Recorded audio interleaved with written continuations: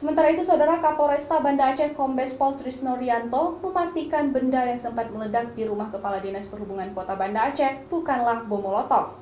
Untuk mengungkap kasus ini, polisi saat ini melakukan penyelidikan dengan memeriksa isi rekaman CCTV untuk memburu pelaku. Polresta Banda Aceh memastikan benda yang sempat meledak di kediaman pribadi Kepala Dinas Perhubungan Kota Banda Aceh Muzakir Tulud tersebut adalah bukan bom molotov, namun sebuah botol atau kaleng berisi gas yang meledak. Kini barang bukti tersebut sedang dalam pemeriksaan di laboratorium forensik. Namun Kapolresta meyakini benda yang meledak di kediaman pribadi Kadishub Banda Aceh tersebut merupakan bentuk teror kepada yang bersangkutan karena mengarah kepada rumah pribadi Kadishub.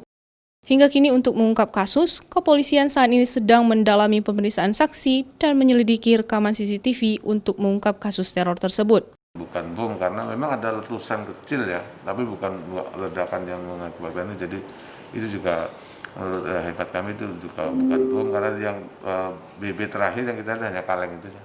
Ya sementara kita masih dalam melakukan penyelidikan ya, salah satunya itu kita akan membuka CCTV dan melakukan pemeriksaan, dan nanti juga kita akan memeriksa di laboratorium forensik untuk membuktikan itu apa yang kaleng itu, apa gas apa dan sebagainya.